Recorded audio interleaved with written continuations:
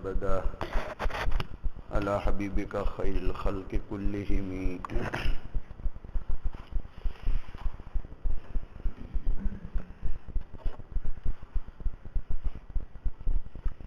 علم حدیث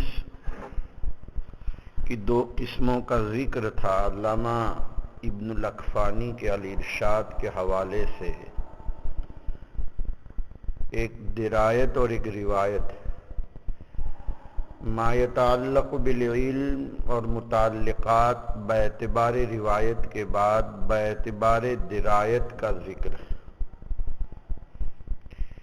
اس لیے کہ یہ عرض کیا جا چکا ہے کہ حدیث فعیل کے وزن پر ایک لفظ کلی جس کے بہت سے فروع اور بہت سے جزئیات ہیں۔ حدیث باعتبار استعمال کے کلام اللہ میں افراداً و جمعاً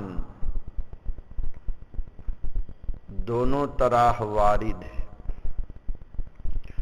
اللہ تعالیٰ فرماتے ہیں وَمَنْ أَصْدَقُ مِنَ اللَّهِ حَدِيثًا، ایک جگہ فرمایا فَبِأَيِّ حَدِيثٍ بَعْدَهُ يُؤْمِنُونَ، ایک اور جگہ افراداً ہے هَلْ أَتَاكَ حَدِيثُ مُوسَىٰ، ایک اور جگہ فرمایا هَلْ أَتَاكَ حَدِيثُ ضَيْفِ إِبْرَاهِيمَ الْمُكْرَمِينَ۔ اس سے معلوم ہوا کہ اس کا استعمال قرآن مجید میں بھی موجود ہے۔ یہ جو روایت اور درایت کی تقسیم جو کی جا رہی ہے، اس کی وجہ یہ پیش آئی کہ حدیث کی دو حیثیتیں، ایک حدیث کی حیثیت باعتبار صاحب کلام یعنی جناب نبی کریم صلی اللہ علیہ وسلم، اور ایک حدیث کی حیثیت باعتبار وسائط اور ناقلین۔ اگر ہم براہ راست آپ کی زبان مبارک سے سنتے جیسا کہ صحابہ نے سنا تو یہ تو کہا جائے گا حدیث قطعی ہے، اس میں قرآن مجید کی طرح اس کا انکار کرنے والا کافر ہے، اگرچہ وہ وحی غیر مطلوع ہی کیوں نہ ہو۔ یہ ظنیت جو آ گئی ہے یہ وسائط اور ناقلین کی وجہ سے آ گئی ہے۔ تو باعتبار حضور صلی اللہ علیہ وسلم کے جو کلام آپ کی طرف منسوب ہے وہ متن کہلاتا ہے، اور وہ ایسا ہی مفید للقطع ہے اگر وسائط نہ ہوتے، اور وسائط کی وجہ سے اس میں ظنیت آ گئی۔ اب انہی وسائط کا نام سند، انہی وسائط کا نام روات، اور اسی کی تبیین و تشریح اور تفصیل کا نام حقیقت میں درایت۔ مراد درایت سے اسی کی حفاظت کے لیے اصول کی وضع ہوئی، لیکن باعتبار حضور صلی اللہ علیہ وسلم کے بلا واسطہ اگر ہو تو اگرچہ مفید للقطع تو ضرور ہے، لیکن اس کو کلام اللہ نہیں کہا جائے گا بلکہ کلام نبوی ہی کہا جائے گا، حالانکہ وہ وما ينطق عن الهوى ان هو الا وحی یوحی کا مصداق۔ دوسرے الفاظ میں اب یہ سمجھیے کہ اسی کو کہا جائے گا حدیث نبوی، اور اگر نبی کریم صلی اللہ علیہ وسلم کلام مطلوع کے علاوہ کسی مضمون کو قال اللہ تعالی کے ذریعے سے کہیں تو اس کا نام رکھا جائے گا حدیث قدسی۔ تو اب گویا منسوب الی اللہ ہونے کے اعتبار سے بھی دو چیزیں ہو گئی، ایک منسوب الی اللہ قطعی اور ایک منسوب الی اللہ ظنی۔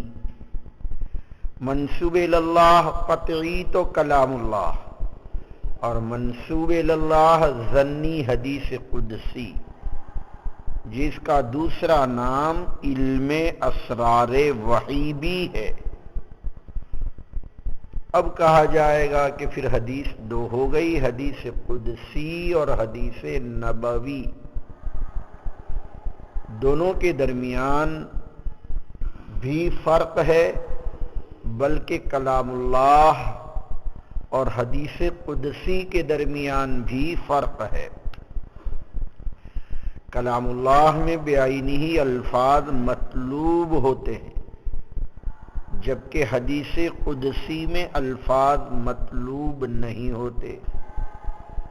کلام اللہ معجز ہے، حدیث قدسی معجز نہیں ہے۔ کلام اللہ میں واسطہ جبرائیل کا ہوتا ہے، حدیث قدسی میں الہام بھی ہو سکتا ہے۔ کلام اللہ کا منکر کافر ہے، حدیث قدسی کا منکر کافر نہیں ہے۔ کلام اللہ کی تلاوت کی جاتی ہے اور نماز میں اس کو پڑھنے سے کفایت ہو جائے گی، جبکہ حدیث قدسی کے پڑھنے سے نماز نہیں ہوگی۔ اور یہی نہیں بلکہ حدیث قدسی کا بغیر طہارت کے چھونا جائز ہے، جبکہ کلام اللہ کا بغیر طہارت کے چھونا جائز نہیں ہے۔ الغرض حدیث ایک ہے قدسی، ایک ہے نبوی، اور اسی طرح ایک حدیث قدسی منسوب الی اللہ اور ایک حدیث نبوی ایک کلام اللہ ہے۔ کلام اللہ اور حدیث قدسی کے درمیان 6 اعتبار سے فرق بیان کیا گیا۔ اتفاق ایسا ہے کہ یہ جو تمہید ذکر کی جا رہی ہے، اس کا تعلق اصل میں آنے والی روایت کے مد مقابل درایت کو سمجھانا چونکہ مقصود تھا، اس لیے کہ ابتدائے تمہید میں بتلا چکا ہوں کہ اسلام اللہ تعالیٰ کا ایک آخری پیغام اور آخر دین ہے اور آخری دستور زندگی ہے۔ اسی لیے اس کو خاتم الشرائع، خاتم الادیان کہا جاتا ہے۔ اللہ تعالیٰ نے اس کی حفاظت کی ذمہ داری لی، اور یہی نہیں، اسباب حفاظت میں ایک تو اس دین کو فطری یعنی طبعی طور پر اللہ نے اس میں کشش اور میلان پیدا فرمایا، اور پھر اس کی حفاظت کے لیے جماعت محافظین ہر زمانے میں اللہ نے پیدا فرمائی۔ قرآن مجید نے خود ہی اس کی حفاظت کے لیے وعدہ بھی فرمایا، اِنَّا نَحْنُ نَزَّلْنَا الذِّكْرَ وَإِنَّا لَهُ لَحَافِظُونَ۔ اس لیے اس دین کی نافعیت ہر زمانے میں قیامت تک دین معبد ہونے کی وجہ سے باقی رہے گی، اور اسی کی حفاظت کے لیے اس کے منبع اور مصدر کی حفاظت کے اللہ تعالیٰ نے ایسے جماعت کو اولاً پیدا فرمایا اور ایسا پیغمبر اولاً بھیجا جن کو امین کہا گیا، وہ حاکم نہیں ہے۔ اس لیے اس کی حفاظت کے لیے جتنے اسباب کی ضرورت تھی وہ اللہ تعالیٰ نے پیدا فرمائی، اور چونکہ ماقبل میں آپ پڑھ کر آئے کہ اللہ تعالیٰ کی ان انبیاء کو بھیجنے کی وجہ اور مقصد بعثت کلمت الحق کا اعلاء اور انسانیت تک اس عظیم دین کو پہنچانا، اس لیے اس پہنچانے کے جتنے ذرائع تھے، تلاوت ہے، تعلیم کتاب و حکمت ہے، ان تمام کے لیے اللہ تعالیٰ نے اسباب غیبی طور پر پیدا فرمائے۔ میں عرض کر چکا ہوں وَلَقَدْ مَنَّ اللَّهُ عَلَى الْمُؤْمِنِينَ إِذْ بَعَثَ فِيهِمْ رَسُولًا مِّنْ أَنفُسِهِمْ يَتْلُو عَلَيْهِمْ آيَاتِهِ وَيُزَكِّيهِمْ وَيُعَلِّمُهُمُ الْكِتَابَ وَالْحِكْمَةَ، اس میں ان مقاصد بعثت کا ذکر ہے۔ تو اس میں جہاں تک کتاب کا تعلق ہے آیت میں، اس سے مراد قرآن مجید، اور جہاں تک حکمت کا تعلق ہے اس سے مراد سنت ہے، اور یہ دونوں کی دونوں دین کی اصل اور اسی کے اوپر تمام احکامات دینیہ، احکامات اصولیہ، احکامات اعتقادیہ، احکامات عملیہ، ان تمام کا مدار ان دونوں کے اوپر ہی ہے۔ اس لیے ان دونوں چیزوں کی حفاظت یا ان دونوں چیزوں کی قطعیت یا ان دونوں چیزوں کی تفہیم یا ان دونوں چیزوں کی تبیین و تشریح کے لیے جتنے بھی معاون علوم ہیں ان کی بھی ایک حیثیت تشریعی ہے۔ اور میں ماقبل میں عرض کر چکا ہوں کہ قرآن مجید کی دو حیثیتیں، ایک حیثیت اثباتی، ایک حیثیت تفہیمی۔ قرآن کے اثبات کے لیے کسی علم کی ضرورت نہیں تھی، لیکن قرآن مجید سے استدلال کے لیے اور اس کو سمجھنے کے لیے اور اس کی دلالت اور فہم کی طرف نظر کرتے ہوئے اللہ تعالیٰ نے ایک علم کو پیدا کرنے کے اسباب پیدا فرمائے۔ اسی کا نام اصول فقہ کا کتاب اللہ، یا یہ کہ اصول التفسیر کا علم جیسے وجود میں آیا، اسی طرح حدیث پاک کے لیے نظر فی دلالت اور نظر فی ثبوت، یعنی اس کی حیثیت اثباتی کہ یہ حدیث ہے یا نہیں، وسائط کی وجہ سے اس کی قطعیت جو مجروح ہو چکی، اس کے لیے کچھ قوانین و قواعد کے وضع کی ضرورت تھی کہ اگر اس کے مطابق معیار پر اگر یہ کلام اترے تو مقبول، اور اگر ان قوانین و اصول کے معیار پر نہ اترے تو اس کو مردود کہا جاتا۔ اسی کا نام حقیقت میں اصول حدیث ہے۔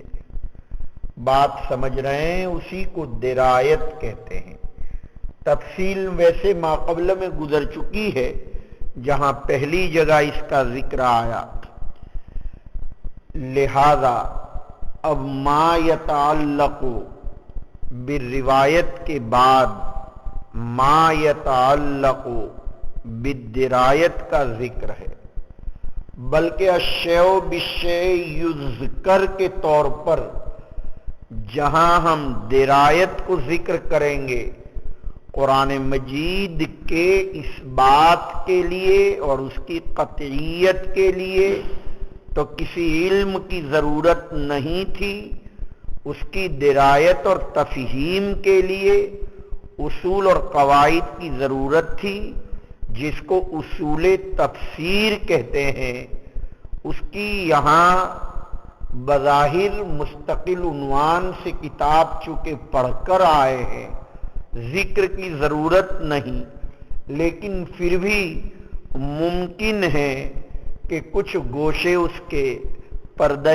خفا میں ہوں، اس لیے الشیء بالشیء یذکر کے طور پر جہاں اصول حدیث کو ذکر کیا جائے گا وہاں اصول تفسیر پر بھی کچھ امور کا ذکر ہوگا۔ لہذا دو فن اور گویا آپ کے سامنے ہیں، درایت حدیث کے بعد اصول تفسیر کا بھی ذکر ہے۔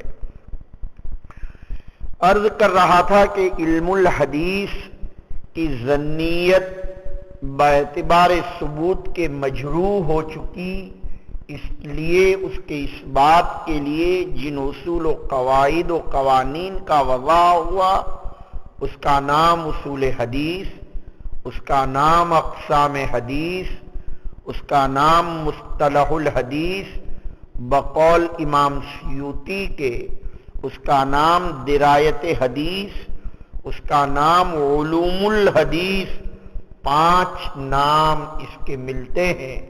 علوم الحدیث، اقسام حدیث، اصول حدیث، مصطلح الحدیث۔ اب اس کے مبادیات کا ذکر ہے۔ پھر ان قوانین و قواعد نے مستقل فن کی حیثیت اختیار کر لی۔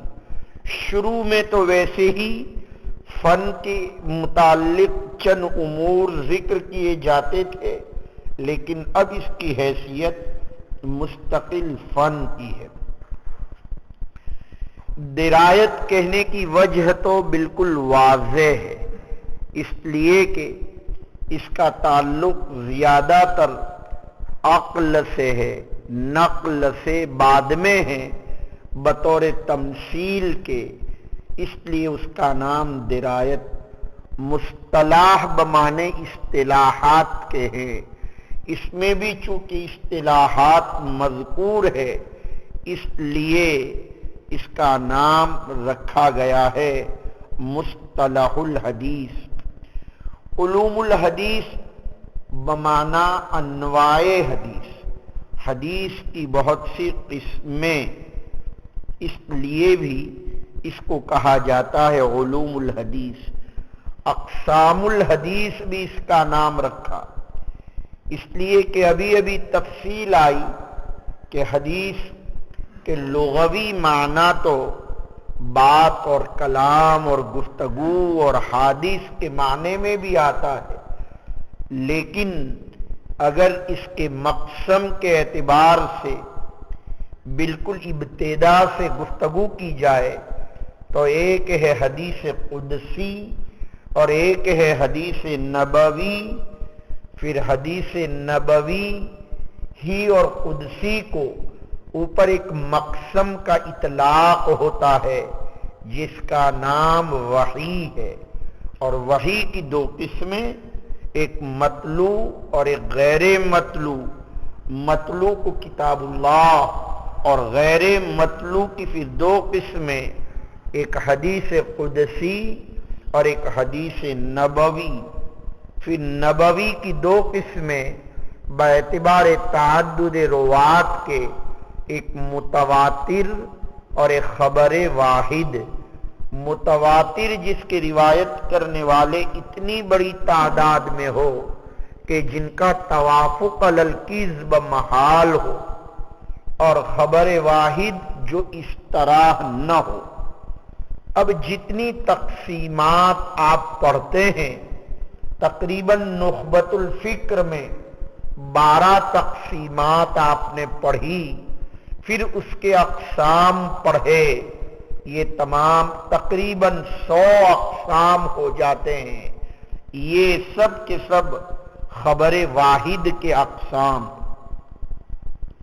مثلا ایک تقسیم باعتبار انتہاء سند کے، یعنی باعتبار منتہا الیہ کے، تو اگر منتہا الی النبی صلی اللہ علیہ وسلم تو اس کو حدیث مرفوع، ما انتہا الی الصحابی اس کو حدیث موقوف، منتہا الی التابعی اس کو حدیث مقطوع۔ پھر مرفوع کی دو قسمیں پڑھی، مرفوع صریحی اور مرفوع حکمی، بلکہ مرفوع کی اور تین قسمیں پڑھی، مرفوع قولی، مرفوع فعلی اور مرفوع تقریری۔ پھر اسی قولی، فعلی اور تقریری کے دو قسمیں صریحی اور حکمی، اس اعتبار سے 6 قسمیں ہو جائے گی۔ یہ تمام تقسیم اور اقسام باعتبار انتہائے سند کے کہلاتے ہیں۔ اب اس کو یا تو یہ کہیے کہ باعتبار انتہائے سند کے 3 قسمیں، یا یہ کہیے 4 قسمیں۔ منتہا الی اللہ حدیث قدسی، منتہا الی النبی صلی اللہ علیہ وسلم حدیث مرفوع، اور ما انتہا الی الصحابی موقوف، ما انتہا الی التابعی مقطوع۔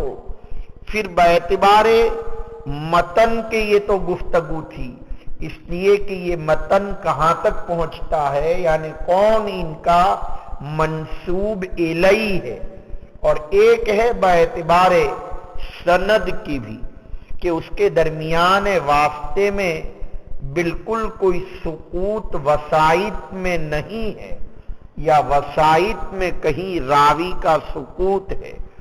اگر بالکل سقوط نہیں ہے تو اس کو متصل کہتے ہیں، اور اگر سقوط ہے تو ابتدائے سند میں سقوط ہو تو معلق کہا جاتا ہے، اور انتہائے سند میں ہو تو اس کا نام مرسل ہے، اور درمیان میں اگر ایک سقوط ہو تو اس کا نام بھی منقطع ہے، اور اگر توالی کے ساتھ متعدد سقوط ہو تو اس کا نام معضل ہے۔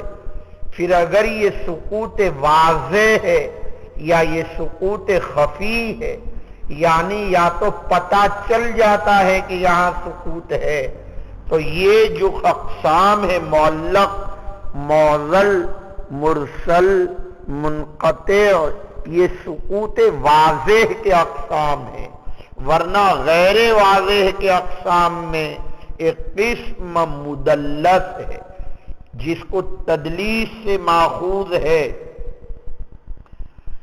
پھر باعتبار سقوط اور عدم سقوط کے جہاں اس کی قسم ہے، باعتبار صیغ ادا بھی قسم ہے، باعتبار رد و قبول بھی اس کی قسم ہے، باعتبار صحت و حسن بھی اس کی قسم ہے، باعتبار تعارض کے بھی اس کے اقسام ہیں، باعتبار مخالفت ثقات کے بھی اس کے اقسام ہیں، پھر باعتبار طعن فی العدالت کے بھی اس کے اقسام ہیں، پھر باعتبار طعن فی الحفظ کے بھی اس کے اقسام ہیں۔ اس طرح اقسام در اقسام ہونے کی وجہ سے اس علم کا نام اقسام حدیث، انواع حدیث اور علوم الحدیث رکھا گیا ہے۔ باعتبار قلت وسائط اور کثرت وسائط کے بھی قسم ہے، علو اور نزول جس کو کہتے ہیں۔ بہرحال یہ تقسیمات 125 صفحات میں، نخبۃ الفکر میں 12 تقسیمات چونکہ آپ نے پڑھی، اس لیے اس علم کا نام رکھا جاتا ہے اقسام الحدیث۔ یہ میں نے وجہ بیان کی تھی آپ کے سامنے کہ اس علم کے 5 نام ہیں، لیکن اس کا مشہور نام اصول حدیث کہلاتا ہے، اور اسی کو اب لوگ درایت کہتے ہیں۔ جب اصول کی بات آئی تو چونکہ اسم مرکب ہے، اور ہر اسم مرکب کی دو تعریفیں ہوا کرتی ہے جس فن کا نام ایک حد لقبی اور ایک حد اضافی۔ حد اضافی کا مطلب باعتبار اجزاء تحلیلیہ، اصول کی الگ تحقیق، حدیث کی الگ تحقیق، یا یہ کہیے کہ اصول کی الگ تحقیق اور فقہ کی الگ تحقیق، یا یہ کہیے اصول کی الگ تحقیق اور تفسیر کی الگ تحقیق، اصول تفسیر، اصول حدیث، اصول فقہ، یہ اسماء ترکیبیہ ہے۔ ان اسماء ترکیبیہ میں باعتبار اجزاء کی گفتگو کو حد اضافی اور باعتبار مجموع من حیث المجموع کے اس کو حد لقبی کہا جاتا ہے۔ یہاں چونکہ لفظ اصول ہے اس لیے جمع ہے اصل کی جو ضد ہے فرع کی، جس کے معنی بنیاد، قاعدہ، دلیل، راجع، ماخذ اور جر کے معنی میں آتا ہے۔ باعتبار لغت کے اس کے متعدد معنی ملتے ہیں، یعنی حد لقبی کے اندر، حد اضافی کے اندر یہ متعدد معنی ملتے ہیں، لیکن یہ تعدد جیسا کہ میں نے عرض کیا کہ یہ جہاں جہاں بھی اقسام ترکیبیہ ہوں گے وہاں اس طرح ایک ایک لفظ کی الگ الگ تحقیق ہوگی۔ تو یہ فرع کے معنی میں اس کی ضد اصل ہے اور ضد اس کی فرع ہے۔ اور یہ بھی ایک عجیب اتفاق ہے، اصول فقہ میں اصل کے معنی کچھ اور، اصول حدیث میں اصل کے معنی کچھ اور، اصول تفسیر میں وہی معنی جو اصول حدیث میں ہے۔ اگر یہ اصل بمعنی قاعدے کے ہے تو کہا جائے گا قواعد حدیث، اور اگر اصل بمعنی دلیل کے ہیں جیسا کہ اصول فقہ میں تو کہا جائے گا دلائل فقہ، اصول فقہ میں۔ اور راجع اور ماخذ کے معنی میں بھی یہ لفظ آتا ہے، ماخذ الفقہ کہا جائے گا، دلائل الفقہ کہا جائے گا۔ اس لیے لفظ اصل کو باعتبار لغت کے متعدد معنی میں استعمال کیا گیا۔ آپ کی اردو میں اس کا معنی بہت آسان ہے اور وہ جر کے معنی میں استعمال ہوگا۔ اسی طریقے سے ما یبتنا علیہ الشیء، اسی طرح اس کے معنی ما یستند الیہ الشیء، یہ معنی آتے ہیں۔ بہرحال یہاں قواعد کے معنی میں ہیں، چونکہ حدیث فہمی اور استنباط کے اور اس کے اس بات کے قواعد ہیں، اقسام اور انواع بھی اس میں موجود ہیں، اس وجہ سے اس کو انواع اور اقسام بھی اور قواعد بھی کہا جاتا ہے۔ اصل کے بعد درمیان میں جو اضافت ہے، یہ اضافت کی 3 قسمیں آپ نے پڑھی۔ اولاً تو ہدایت النحو میں 2 قسمیں پڑھی، یعنی اصول مضاف، حدیث مضاف الیہ، مضاف اور مضاف الیہ کے درمیان ایک اضافت ہے، جس اضافت کو اضافت لفظی اور اضافت حقیقی 2 قسموں سے آپ پڑھ کر آئے، لیکن ان کی پھر 3 قسمیں بتلائی جاتی ہے، اضافت لامیہ، اضافت ظرفیہ و فیعیہ، اضافت بیانیہ و منیہ۔ تو سوال یہ ہے کہ یہاں کون سی اضافت ہے؟ جہاں اضافت لامیہ ہوا کرتی ہے وہاں درمیان میں لام کا لانا جائز ہو، غلام زید، کتاب عمر، ای کتاب لعمر، غلام لزید، ایسے موقع پر مضاف اور مضاف الیہ کے درمیان تغایر ہوتا ہے، یعنی مضاف مضاف الیہ کا غیر ہوتا ہے. کتاب غیر ہے زید کا، زید کی ذات کا نام کتاب نہیں، وہاں اضافت لامیہ کہلاتی ہے. یہاں بظاہر اضافت لامیہ ہے. قواعد الحدیث، اصول الحدیث ای اصول للحدیث، قواعد للحدیث، ورنہ ایک اضافت جس کو آپ پڑھ کر آئے خاتم فضتن، چاندی کی انگوٹھی، ای خاتم من فضتن، یعنی من بیانیہ کا لانا، گویا خاتم اور فضہ الگ نہیں، جو فضہ ہے وہ خاتم، جو خاتم ہے وہ فضہ. جبکہ وہ چاندی کی انگوٹھی ہو تو خاتم کی تفسیر کے لیے فضہ لایا گیا، اس لیے اضافت بیانیہ کہتے ہیں، اور وہاں من کا لانا جائز ہوتا ہے، لہذا اضافت منیہ بھی کہا جاتا ہے.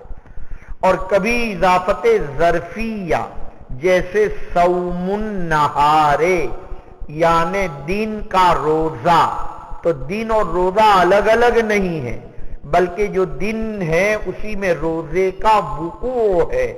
یہاں صوم فی النہار، روزہ دن میں، یہ اضافت ظرفیہ ہے، جہاں گویا مضاف الیہ مضاف کا ظرف واقع ہوتا ہے، ایسے موقع پر اضافت ظرفیہ کہلاتی ہے.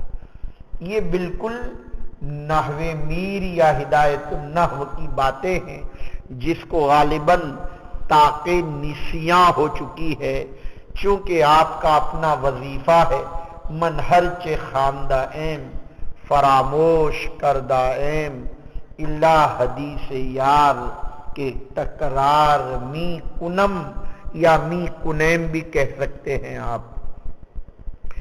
عرض یہ کرنا تھا کہ یہ مضاف اور مضاف الیہ، مضاف اور اضافت کے بعد حد اضافی میں مضاف الیہ کا ذکر ہوتا ہے، اور مضاف الیہ پر گفتگو ابھی حدیث لفظ کے عنوان سے، بلکہ جتنے مبادیات ذکر کیے گئے وہ سب مضاف الیہ ہی کے تھے.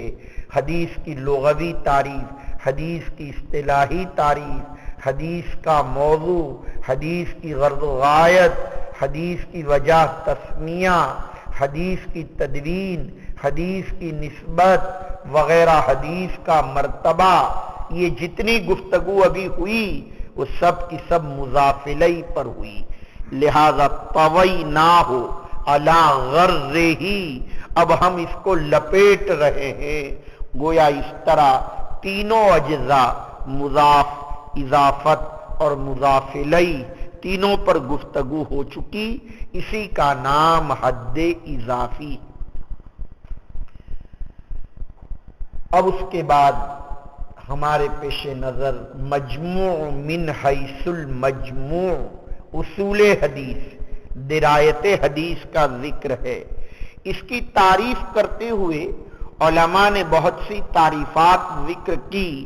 علم یعرف بہ حال الراوی والمروی من حیث القبول والرد، ایسا علم جس کے ذریعے سے راوی اور مروی کا حال معلوم ہو باعتبار قبول اور رد کے.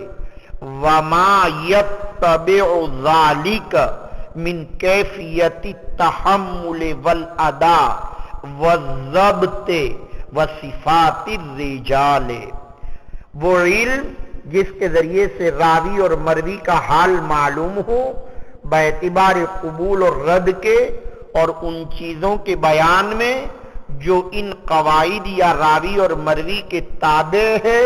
وما یتبع ذالک من کیفیت التحمل والاداء والضبط وصفات الرجال، یہ تعریف اصول حدیث، درایت حدیث، اقسام حدیث کی ذکر کی گئی.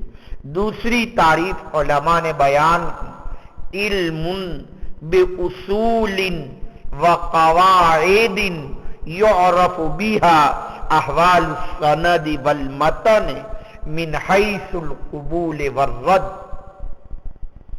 غالباً تعبیر کا فقط فرق ہے ورنہ مقصد ایک ہی معلوم ہوتا ہے، الفاظ کا فرق ہے. ایک تیسری تعریف بیان کی گئی، علم یعرف بہ احوال الحدیث من حیث الرد والقبول. ایک چوتھی تعریف بیان کی گئی، علم یبحث فیہ عن اوصاف الرجال وصیغ الاداء من حیث الصحت والسقم. یہ تعریف جامع معلوم ہوتی ہے. علم یبحث فیہ، علم بمعنی قواعد کے ہیں، اس لیے کہ یہاں گفتگو ہوتی ہے کہ کل حدیث صحیح یستدل بہ، ہر حدیث صحیح کو مستدل بنایا جا سکتا ہے، قابل للاحتجاج ہے. ان قواعد کا ذکر ہے، اس لیے فرمایا علم یبحث فیہ عن اوصاف الرجال. رجال کہیے یا راوی کہیے ایک ہی چیز ہے. راوی کا لفظ زیادہ اچھا معلوم ہوتا ہے کہ وہ رجال اور امرات دونوں کو شامل ہے، ورنہ تو اگر فقط رجال کہا جائے تو گویا نساء اور امرات جب سند میں آ جائے تو اس سے گفتگو نہیں ہوگی. لہذا رجال میں یا تو نساء شقائق رجال ہونے کی وجہ سے شامل ہے، یا یہ کہ راوی کا لفظ زیادہ واضح ہے. تو فرمایا علم یعرف بہ احوال عن اوصاف الرجال. اب وہ اوصاف اور احوال کیا چیز ہے؟ احوال اور اوصاف عامہ بھی ہوتے ہیں اور اوصاف اور احوال خاصہ بھی ہوتے ہیں. احوال خاصہ کہ آیا یہ رجال میں صحت ہے یا نہیں، اس سند میں حسن ہے یا نہیں، اور خاصہ کا مطلب یہ ہے کہ یہ عالی ہے یا نازل ہے. خاصہ کا مطلب یہ ہے کہ اس کی انتہا نبی صلی اللہ علیہ وسلم تک ہے یا تابعی تک ہے. ان احوال کا تذکرہ چونکہ ہوتا ہے، اس لیے اس کی تعریف میں اوصاف اور احوال کا لفظ لایا گیا. من حیث القبول، یعنی یہ راوی مقبول ہے یا مردود ہے، اس کے اندر عدل ہے یا نہیں.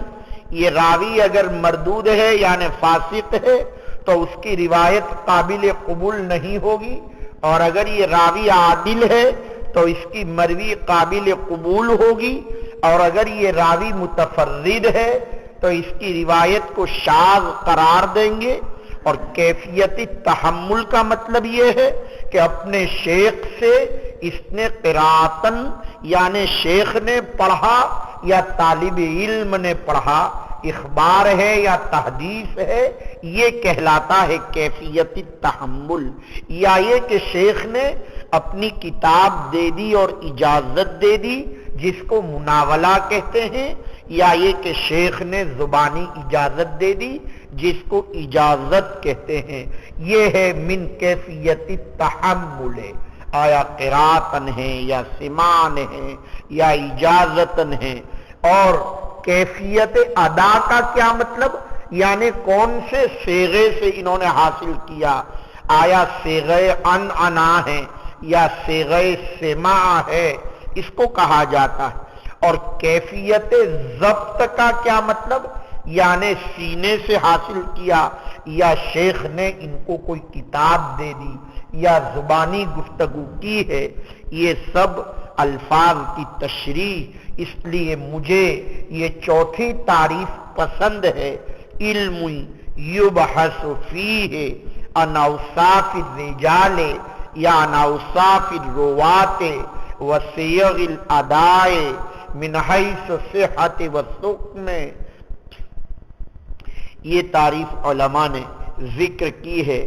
میں نے 4 تعریفات پر فقط اکتفا کیا ہے.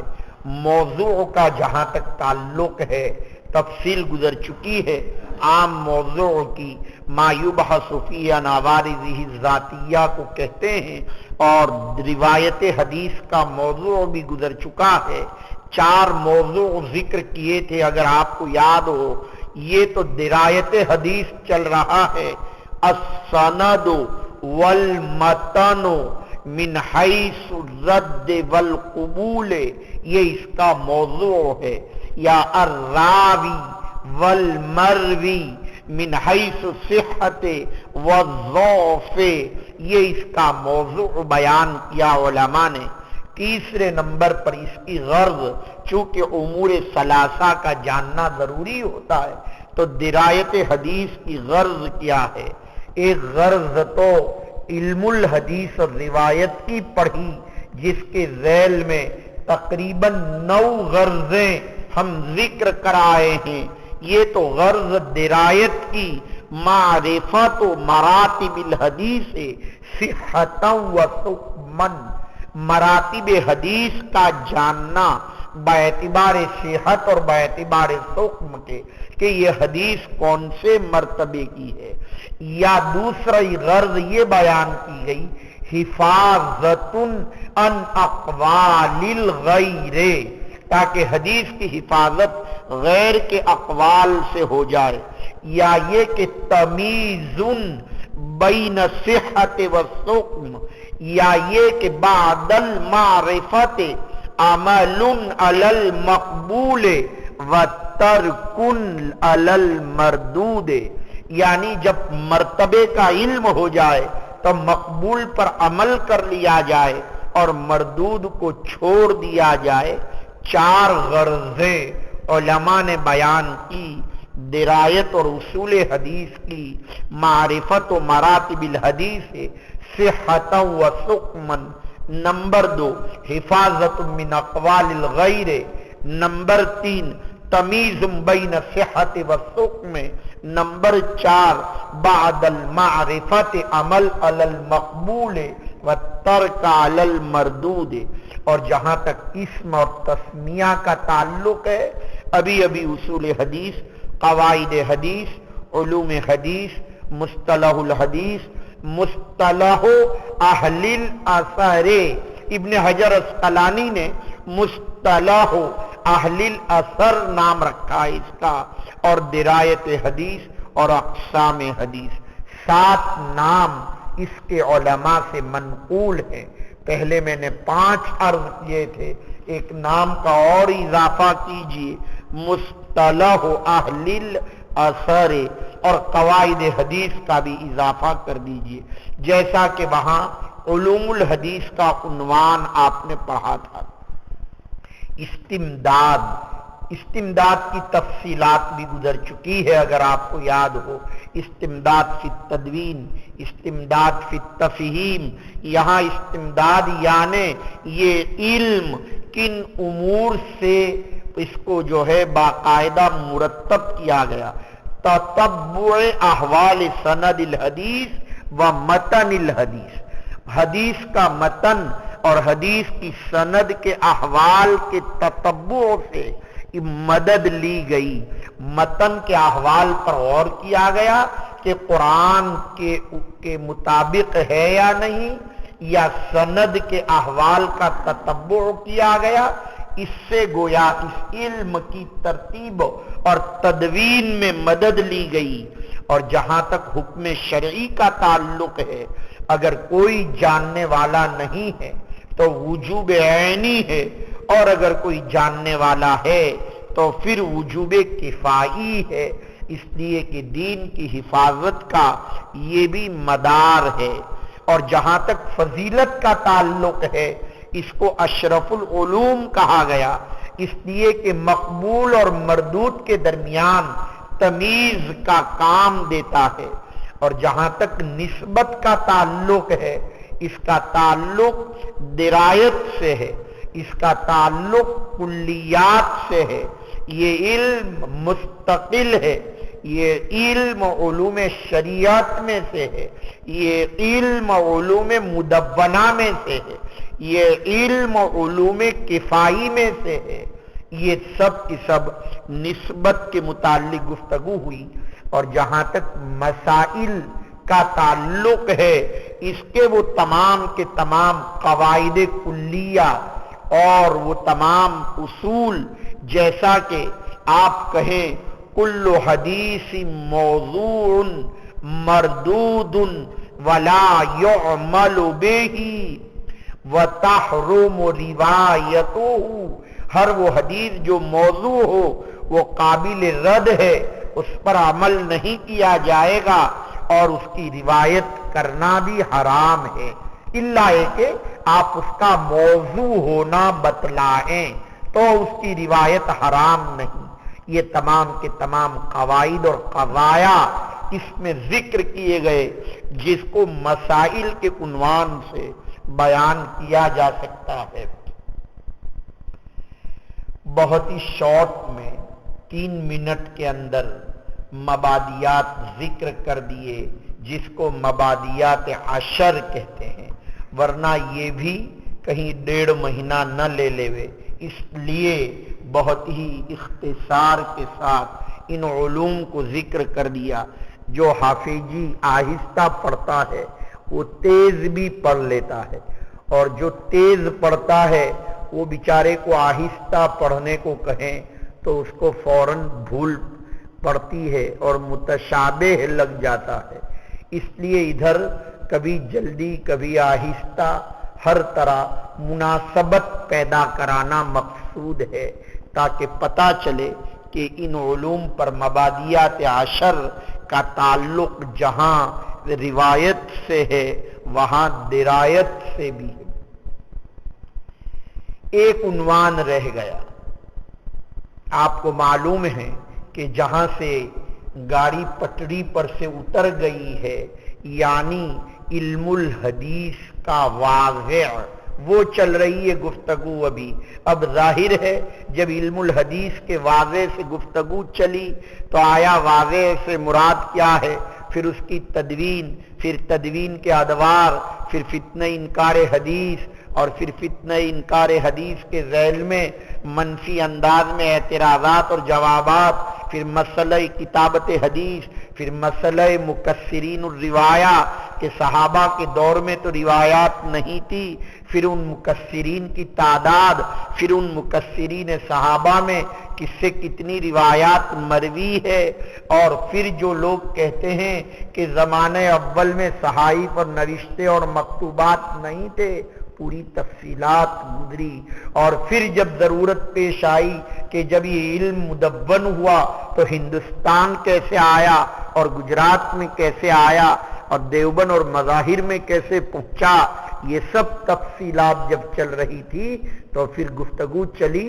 کہ اس جگہ پر واضح کے ذیل میں درایت حدیث کو بھی جاننے کی ضرورت ہے۔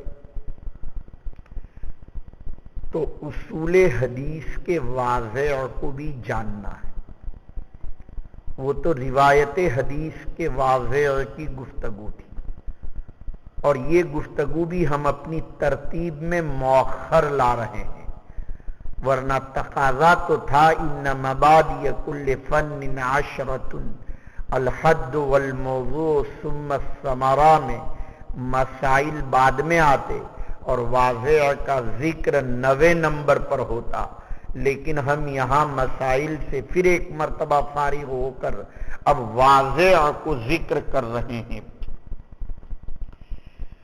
اب اس وضع میں بھی جیسا کہ 1400 سال روایت حدیث پر کیسے گزرے اور کس طرح یہ علم پہنچا، یہ علم کے باب میں بھی یہ گفتگو کرنی ہے کہ آیا اس کا حال کیا تھا ابتدا میں۔ جہاں تک تعلق ہے قرآن مجید میں روایت حدیث کا ذکر ہے یا نہیں، اس کا بتلا چکا ہوں۔ وما ينطق عن الهوى ان هو الا وحی یوحى، جو قرآن ہے وہ حدیث ہے، لیکن یہ اصول حدیث کا جہاں تک تعلق ہے، نفس اقسام کا ذکر قرآن مجید کے اندر ان ناموں کے ساتھ تو مذکور نہیں، لیکن کچھ نہ کچھ تذکرہ ضرور ہے۔ لہذا مثلا اللہ تعالیٰ ایک جگہ فرماتے ہیں ان جاکم فاسق بنبأ فتبینوا، اگر کوئی فاسق کوئی خبر لے کر آ جائے تو تم اس کی تحقیق کرنا۔ معلوم ہوا یہ خبر مردود کا ذکر ہے، خبر مشکوک کا ذکر ہے، اور فاسق کی روایت مقبول ہوگی یا مردود ہوگی اس اصل کی طرف اشارہ۔ بلکہ کوئی راوی اگر عادل ہو، چاہے وہ ایک ہی کیوں نہ ہو، اس کی روایت قبول کی جائے گی۔ قرآن مجید کہتا ہے وَجَاءَ رَجُلٌ مِّنْ أَقْصَى الْمَدِينَةِ يَسْعَىٰ، ایک آدمی مدینہ سے دوڑتے ہوئے آیا اور خبر دے رہا تھا، اور اس کی روایت کا اعتبار کیا گیا۔ یہ خبر صحیح کہلاتی ہے۔ وَجَاءَ رَجُلٌ مِّنْ أَقْصَى الْمَدِينَةِ يَسْعَىٰ، یہ خبر مقبول کہلاتی ہے۔ بلکہ واسطہ ایک ہونے کی وجہ سے یہ خبر غریب بھی کہلاتی ہے، اس لیے کہ خبر غریب وہ ہے جس میں روایت کرنے والا ایک ہو۔ تو ناموں کے ساتھ اور اصطلاحات کے ساتھ اس علم کا ذکر قرآن مجید میں نہیں ملے گا کہ یہ مرفوع ہے، یہ موقوف ہے، یہ مقطوع ہے، اس طرح کا نام تو نہیں ملے گا، لیکن اشارات ضرور ملیں گے ان اقسام کی طرف۔ اللہ تعالیٰ فرماتے وَاشْهَدُوا ذَوَيْ عَدْلٍ مِّنْكُمْ، دو عادل آدمی گواہی دے تو ان کا اعتبار کر لیا جائے گا۔ یہ خبر عزیز کی طرف اشارہ ہوا کہ جب دو راوی روایت کریں وہ خبر عزیز کہلاتی ہے۔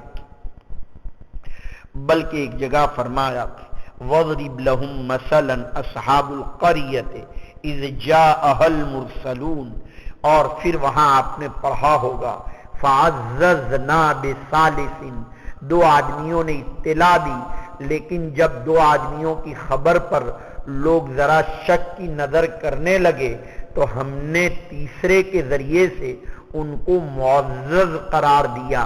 معلوم ہوا خبر مشہور کا بھی تذکرہ ہے۔ نہیں سمجھ رہے ہیں؟ جس کے روایت کرنے والے دو سے زیادہ ہو۔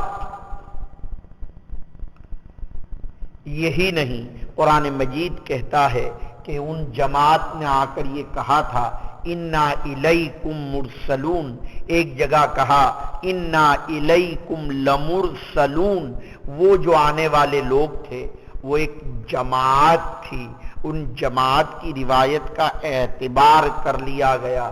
معلوم ہوا یہ بھی خبر مشہور کہلاتی ہے۔ حدیث پاک میں آپ نے پڑھا الاثنان فما فوقہما جماعت، دو اور دو سے زیادہ نقل کرنے والی ایک جماعت کہلاتی ہے۔ یہ اس بات کی دلیل ہے کہ حقیقت میں خبر عزیز، خبر مردود، خبر فاسق، خبر مشہور، خبر غریب، خبر عزیز، ان کی طرف اشارہ قرآن مجید میں۔ اور وہ روایت جو آپ بار بار سنتے ہیں سامنے لکھی ہے نظر اللہ عبدا سمع مقالتی فوعاها وعداها، تو کیا کہا؟ اللہ خوش و خرم رکھے اس آدمی کو جو جا کر خبر دے کہ میری بات کی، تو وہ خبر دینے والا کتنے آدمی؟ ایک ہی تو آدمی ہے۔ معلوم ہوا خبر واحد مقبول ہے۔ نظر اللہ امرأ سمع مقالتی فوعاها وعداها، اور کہا تھا ان کی بات سن لینا، تو معلوم یہ ہوا کہ خبر واحد کا اعتبار ہے۔ تو قرآن مجید اور احادیث نبویہ میں ان اقسام کی طرف کچھ نہ کچھ فی الجملہ اشارے ضرور ملتے ہیں، اگرچہ ان ناموں کے ساتھ اور یہ اصطلاحات جو بعد میں نام وضع کیے گئے یہ اگرچہ بعد میں ہے۔ یہ بالکل ایسا ہی ہے کہ ابو الاسود دوئلی کو آپ مدون نحو کہتے ہیں کہ فاعل مرفوع ہوتا ہے، لیکن ابو الاسود دوئلی سے پوچھو کہ فاعل مرفوع ہوتا ہے یہ کیسے کہا تم نے؟ تو وہ فوراً کہے گا فسجد الملائکۃ کلہم اجمعون وقتل داؤد جالوت، کہ میں نے جب قرآن کا مطالعہ کیا تو وہاں کام کرنے والے پر رفع دیا ہے، لہذا میں نے قاعدہ بنا لیا کل فاعل مرفوع۔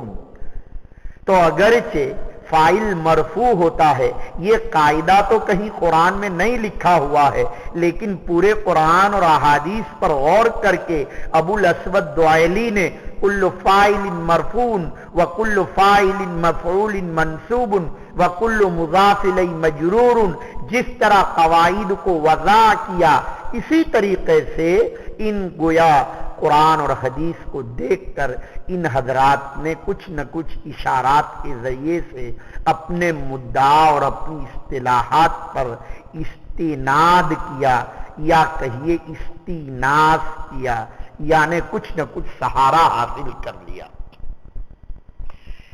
چونکہ ہمارے لیے بنیادی چیز تو قرآن مجید ہے، اس لیے میں نے ابتدا اس علم کے وجود کے لیے قرآن سے ابتدا کی کہ آیا قرآن مجید میں یہ علم ہے یا نہیں۔ اب ظاہر ہے قرآن مجید کے بعد نمبر آتا ہے حضرات صحابہ کی صدی کا، یعنی قرن اول کا۔ اس علم پر بھی متعدد ادوار گزرے ہیں، 7 ادوار گزرے ہیں۔ پہلی صدی ہجری میں تو اس علم کی ضرورت محسوس ہی نہیں کی جا رہی ہے۔ کیوں؟ یہ علم تو اس لیے وضع کیا گیا کہ وسائط میں جب کذب بیانی شروع ہوئی تو روات کے اوصاف کی تحقیق کی ضرورت پڑی۔ تو جب تک کذب بیانی کا دور نہیں تھا، بلکہ پہلی صدی ہجری میں تو جب خود براہ راست مشکات نبوت سے جب استفادہ کیا جاتا، اور وہ زمانہ جس کو خیر القرون قرنی ثم الذین یلونہم ثم الذین یلونہم، اس کی خیریت کی خود آپ نے شہادت دے دی تھی، اور کذب کا شیوع اور ضیوع اور پھیلاؤ نہیں تھا۔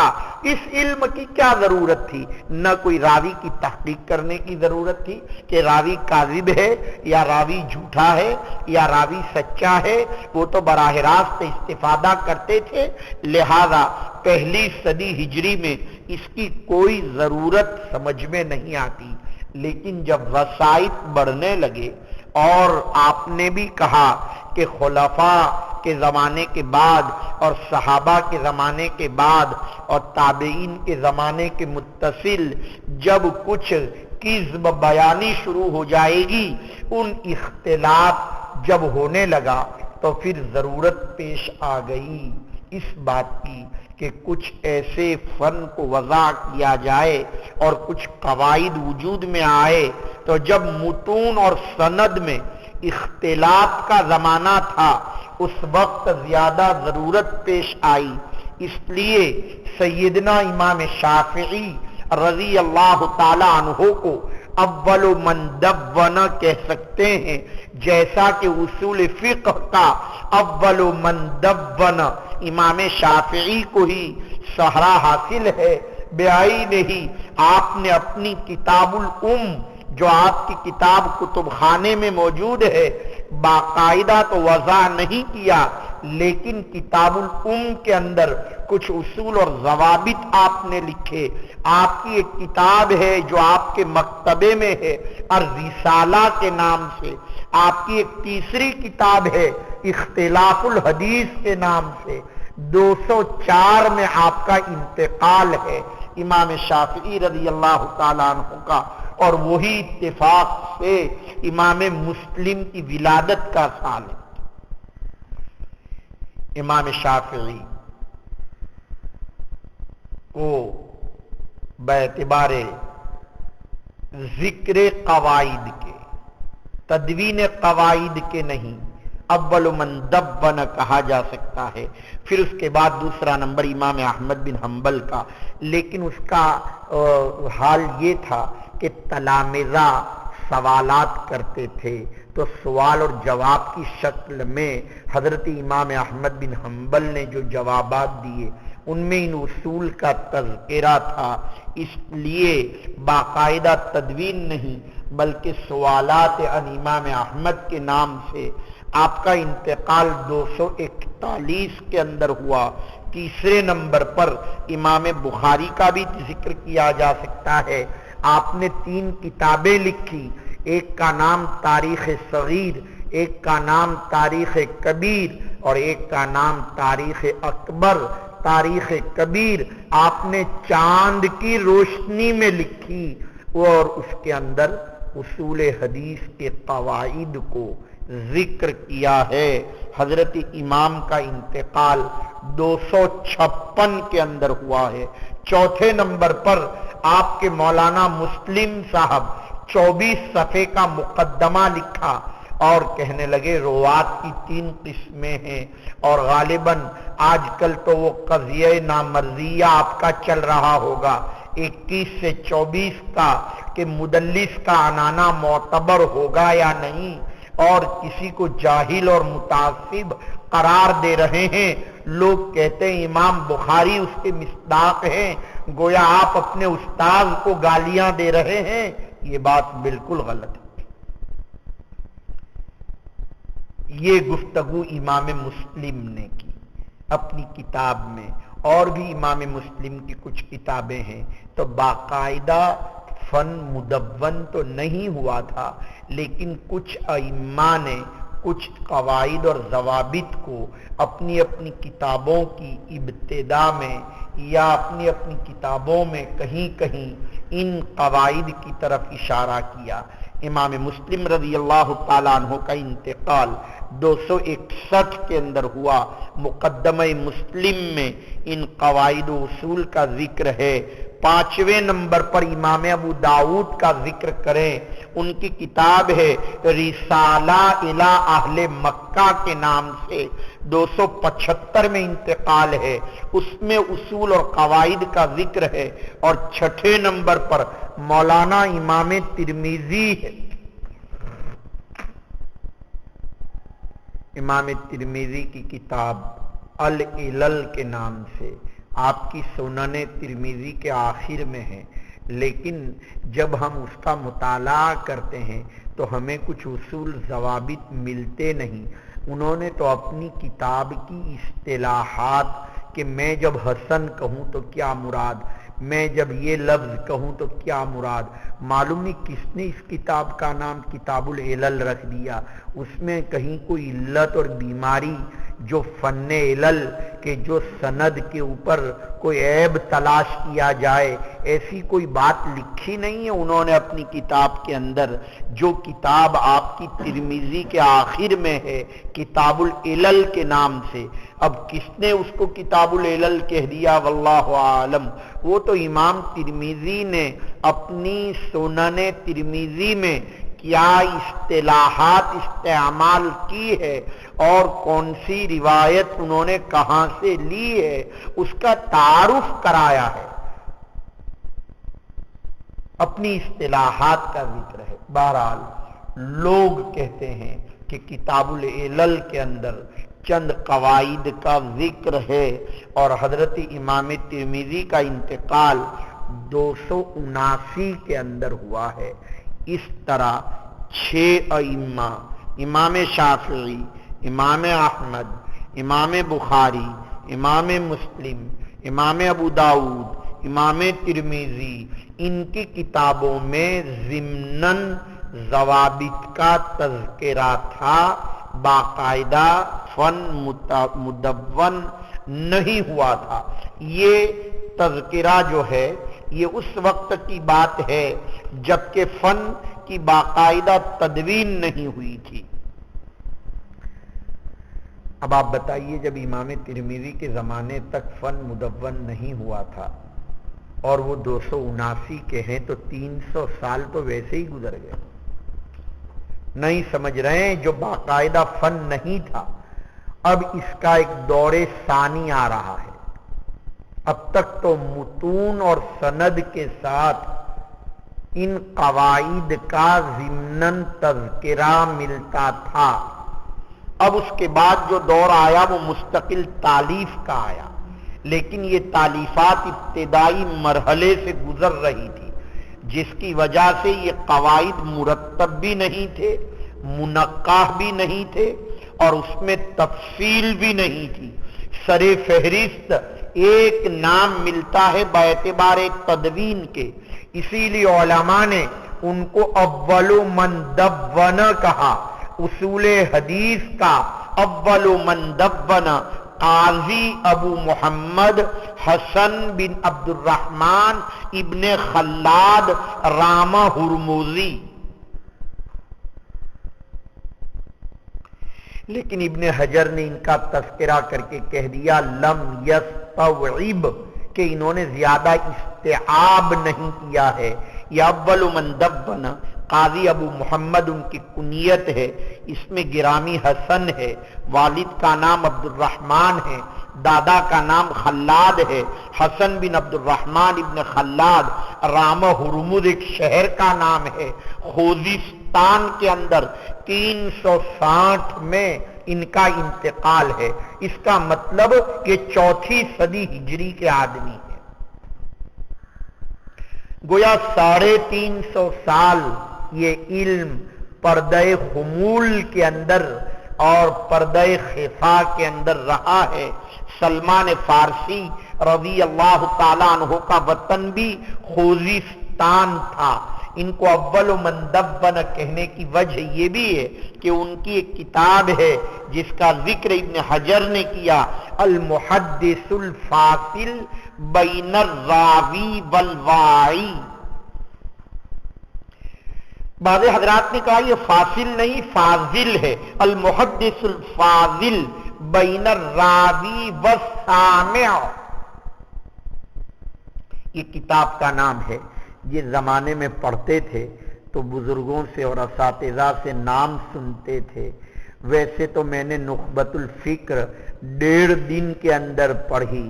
پہلے دن 86 صفحے ہوئے اور دوسرے دن باقی 20 صفحے ہوئے۔ 1.5 دن میں کتاب پڑھی ہے اور تم 1.5 سال لگا دیتے ہو۔ سمجھ میں آ رہی بات؟ ہر ایک کے پڑھنے کا ایک انداز ہے، اور پڑھی بھی کب؟ جب مشکات ختم ہو گئی۔ اب یہ بھی عجیب بات ہے، مشکات کے ختم کے بعد لوگ پڑھاتے ہیں، اور اس طرح پڑھاتے ہیں جیسے کہ کوئی کتاب پڑھا رہے ہوں، روایت پڑھا رہے ہوں۔ سمجھ میں عبارت ہوتی تھی 86 صفحے پہلے دن ہوئے، دوسرے دن 20 صفحے ہوئے۔ سمجھ میں آیا؟ ہمارے استاد اصل میں جامع مسجد جاتے تھے تفسیر کرنے کے لیے ظہر کی نماز میں، اور ایسا لگتا ہے معمول تھا، دوپہر کو سوتے تھے کہ نہیں معلوم نہیں، پھر تشریف لاتے تھے۔ اللہ تعالیٰ ان کے درجات کو بلند فرمائے، لیکن ان کی طبیعت میں غنودگی یعنی گھین جس کو کہتے ہیں، نیند زیادہ آتی تھی، اور 16 صفحے ہوتے تھے مشکات کے روزانہ۔ ایک دن تو استاد فرمانے لگے، فرمایا حضرت فضالہ نے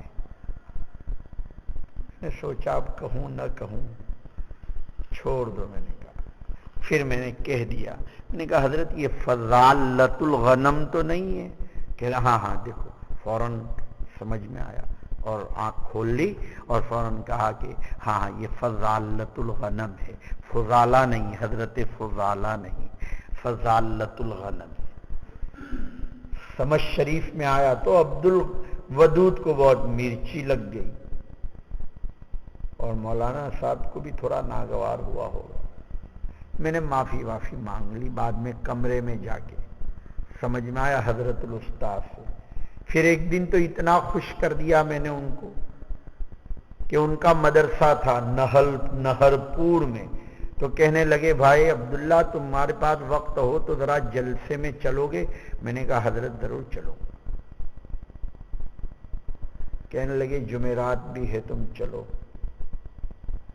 کہنے لگے اور بھی کچھ ساتھی کو گجراتی آتے ہوں تو لے آؤ۔ مولانا کے ذہن میں تھا کہ کوئی گجراتی آئیں تو رمضان میں چندے والے آئیں تو گجرات میں میرے مدرسے کا تعارف ہو، اچھی نیت تھی۔ پھر فرمانے لگے کہ بھائی دیکھو سیدھا سادہ کھانا ملے گا. مجھے اللہ تعالیٰ نے بڑے اچھے روابط ابھی بھی حج میں وہی ہمارے حاجی صاحب کو پتہ چل گیا، حاجی منیب احمد صاحب لوہانی سرائی والے، کہ میں جو ہے حج میں آیا ہوں. دعوت کی انہوں نے، سہارنپوری پلاؤ کی، اخنی پلاؤ کمرے میں لے گئے اور اخنی پلاؤ کھلایا انہوں نے. میں نے حاجی صاحب کو کہا کہ حاجی صاحب میرے استاد کے یہاں جلسہ ہے اور 2 بکرے کاٹنے کا ارادہ ہے. اچھا. اس زمانے میں بہت سستا ملتا تھا تو مجھے 1600 روپے دیے. میں نے استاد کو جا کے دے دیے.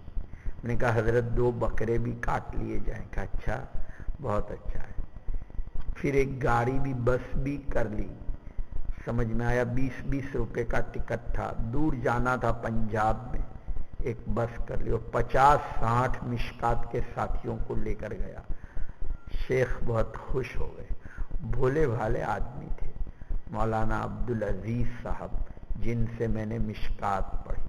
تو وہ ظہر بعد پڑھاتے تھے تو، اور ذرا عمر بھی تھی ان کی، سب موٹا بھی تھا، بدن بھی تھوڑا بھاری تھا، اور وہ نیند ان کو آ جاتی تھی سبق میں. تو بہرحال فرمایا حضرت، تو ان سے میں نے نخبہ پڑھی تھی. اس کا ایک نقصان بھی ہو گیا تھا، یہ لقمہ دینے کا.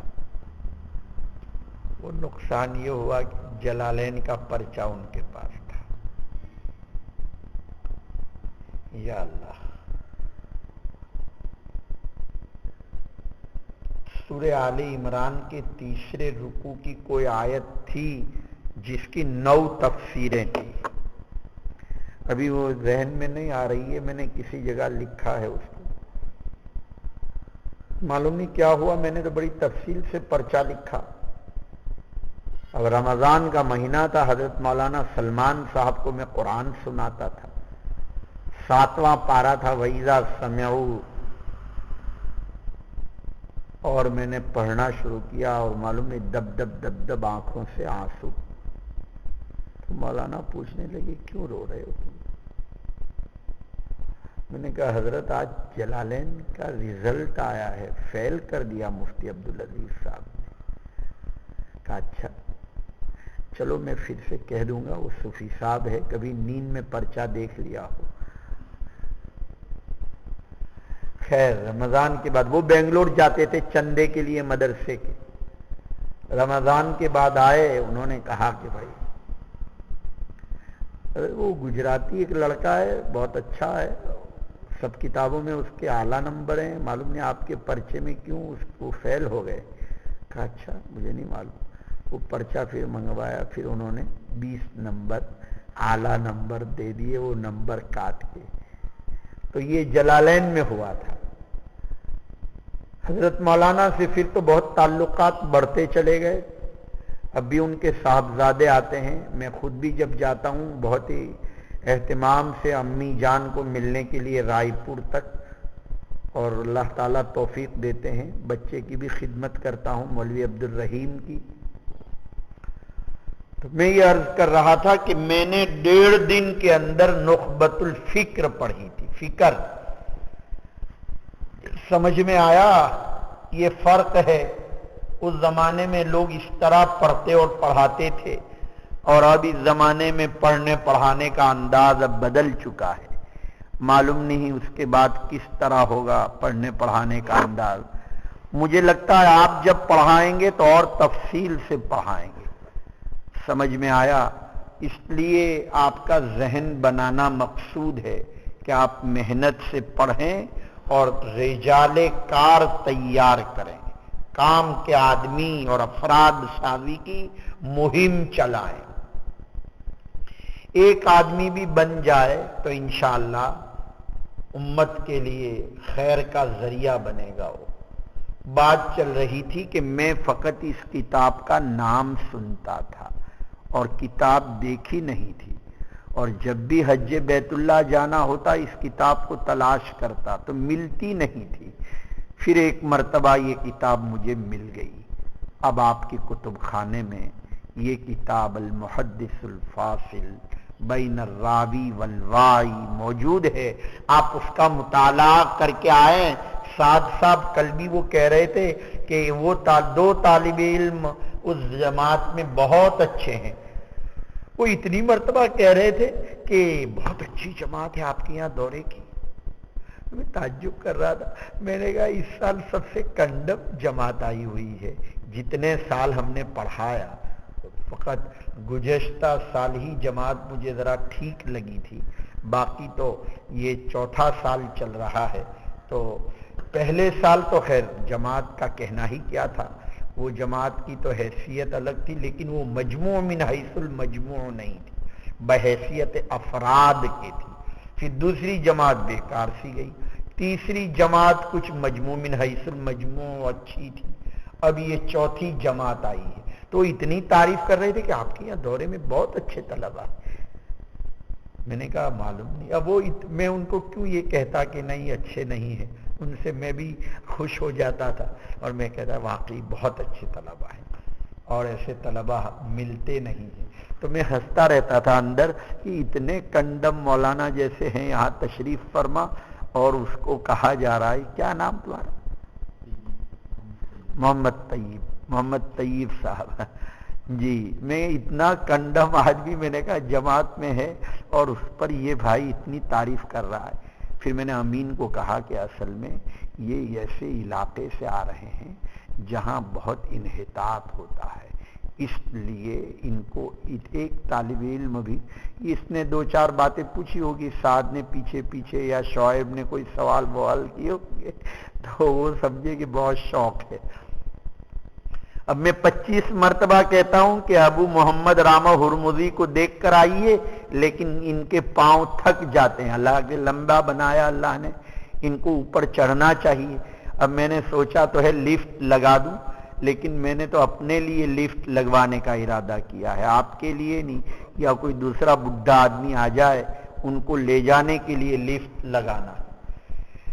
دیکھیے بہت جلد عمارت بنانا چاہ رہے ہیں، لیکن 10 کروڑ روپے کا خرچ، کتب خانے کی مستقل عمارت 10 کروڑ۔ ویسے ہی ہم بدنام ہیں، کہنے لگے ان کے یہاں ٹیپ ٹاپ اور شو بہت ہے، لیکن ہم کہتے ہیں نہیں، آ کر دیکھیے کوئی ٹیپ ٹاپ آپ کو نہیں ملے گی۔ استحکام مطلوب ہے، تزیین مطلوب نہیں ہے۔ سمجھ میں آپ کی کلر کرنے کی کوئی ضرورت، زندگی گزر جائے گی، یہاں کوئی کلر کی ضرورت نہیں پڑے گی، ورنہ اتنی بڑی بلڈنگ کو کلر کرنے کے لیے 10 لاکھ روپے چاہیے۔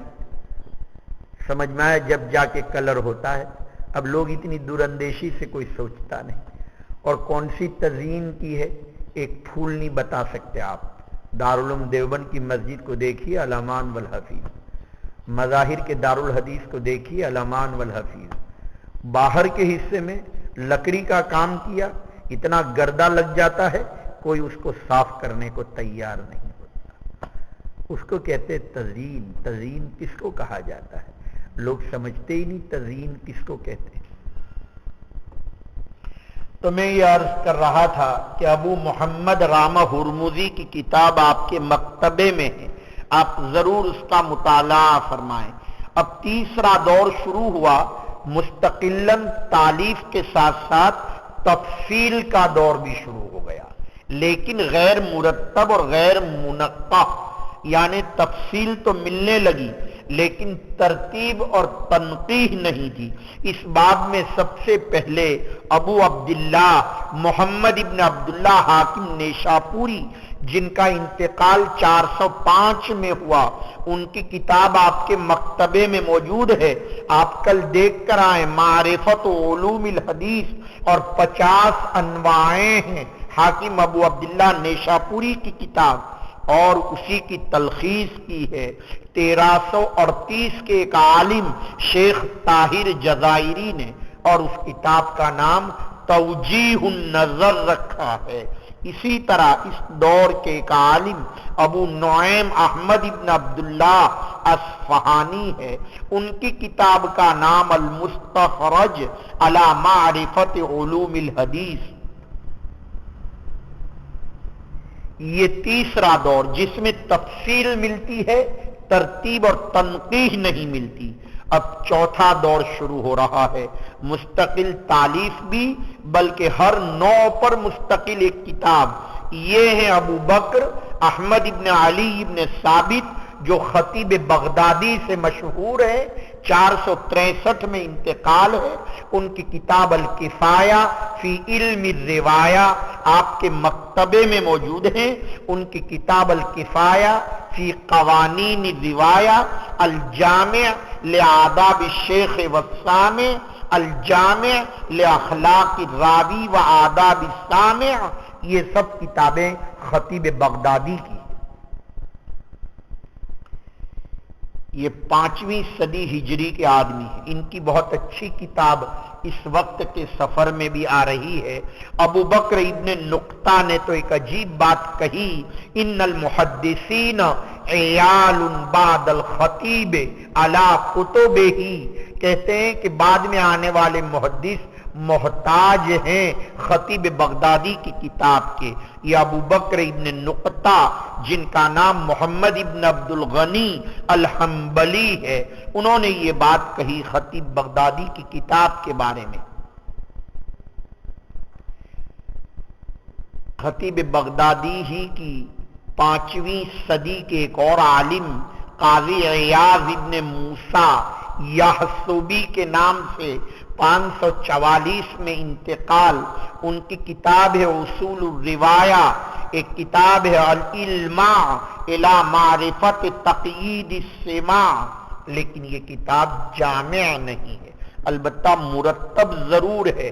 تحمل اور ادا کے مضامین کو بڑی تفصیل سے ذکر کیا ہے۔ اسی دور کی ایک کتاب ابو حفص عمر ابن عبد المجید المیانیجی کی ہے۔ میانیجی، تم میاں جی مت پڑھنا، المیانیجی کی کتاب ہے، 580 میں ان کا انتقال ہے۔ کتاب تو بہت چھوٹی ہے لیکن بہت عمدہ کتاب۔ ان کی ایک اور کتاب ہے ما لا یسع المحدث جہلہ، وہ کتاب کہ جس سے محدث کا جاہل رہنا جائز نہیں۔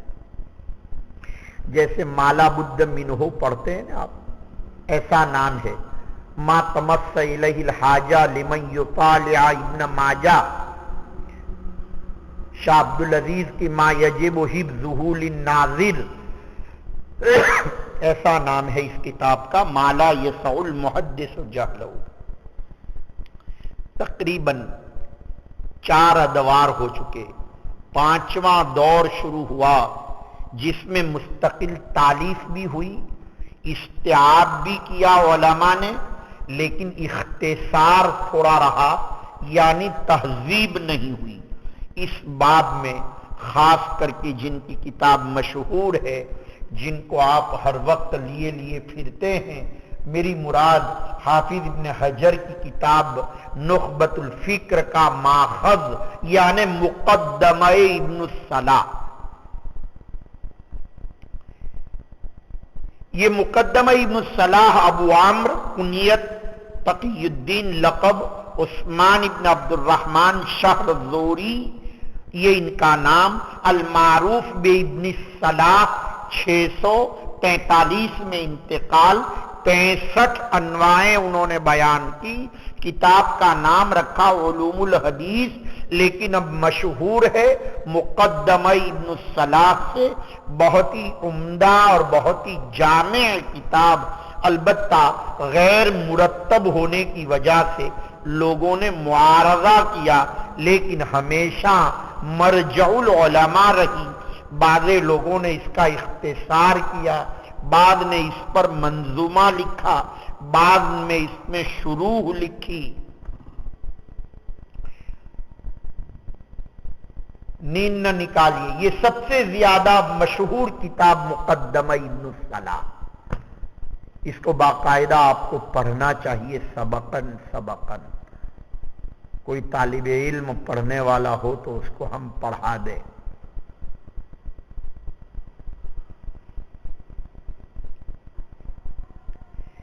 پانچ ادوار کے بعد اب چھٹا دور شروع ہو رہا ہے،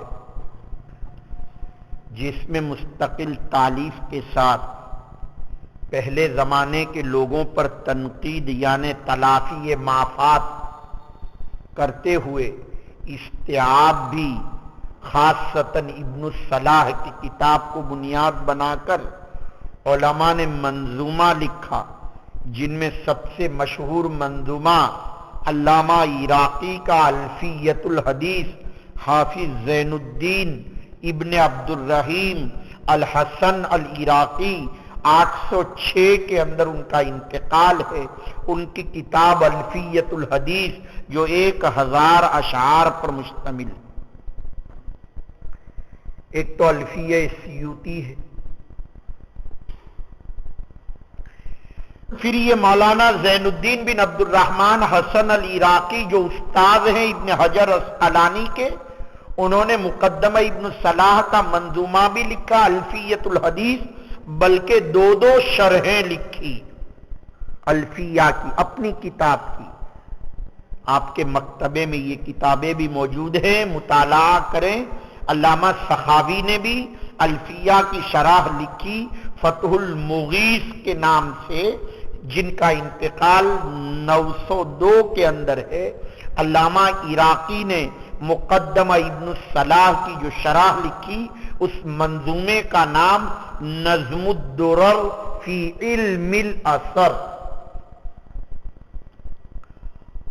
مقدمہ ابن الصلاح کے مقدمے کی شرح علامہ نووی محی الدین یحییٰ ابن شرف الدین نووی، جن کی کتاب آپ پڑھتے ہیں، انہوں نے بھی اس کتاب کو لکھا۔ یعنی میری مراد شرح مسلم، انہوں نے بھی مقدمہ ابن الصلاح کی شرح لکھی جو آپ کے مکتبے میں موجود ہے۔ کتاب کا نام ہے التقریب والتیسیر لمعرفت سنن البشیر والنذیر۔ امام نووی نے مقدمہ ابن الصلاح پر ایک اور کتاب لکھی الارشاد کے نام سے، اب تو تقریب النووی کے نام سے یہ کتاب بڑی مشہور ہے۔ اغلاق بہت زیادہ تھا تو جلال الدین سیوطی نے اس کی شرح لکھی جس کا نام تدریب الراوی فی تقریب النواوی۔ تقریب النواوی کی شرح جلال الدین، جن کی جلالین آپ پڑھتے ہیں، پہلے 15 پارے مولانا مزاج میں رطب و یابس بہت جمع کر دیتے ہیں اور قلم بہت چلایا کرتے تھے، اس لیے تحقیقی مزاج نہیں ہے مولانا کا۔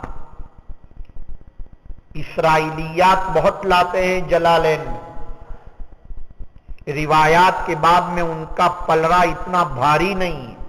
یہ وہی جلال الدین ہیں، جلال الدین سیوطی کے نام سے، یعنی عبد الرحمن بن ابی بکر 911 میں انتقال ہے۔ انہوں نے کتاب کی شرح لکھی ہے تدریب الراوی۔ علامہ زین الدین عراقی نے جو شرح لکھی ہے اس کا نام التقیید والایضاح لما اطلق واغلق من کتاب ابن الصلاح۔ یہ کتاب بھی آپ کے مکتبے کے اندر موجود ہے۔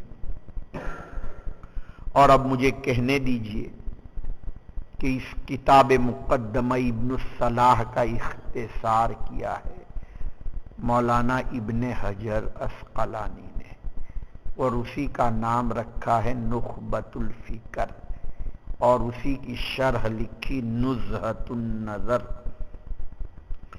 یہ الگ بات ہے کہ حافظ ابن حجر اسقلانی نے ایک اور کتاب مقدمہ ابن الصلاح میں لکھی، اس کا نام ہے الافصاح عن نکت ابن الصلاح، آپ کے مکتبے میں موجود ہے۔ اب جب بات ابن حجر ہی کی چل پڑی تو اب ضرورت پڑے گی کہ ابن حجر کے متعلق کچھ تفصیلات ذکر کی جائے۔ 8ویں صدی ہجری کے آدمی تشریف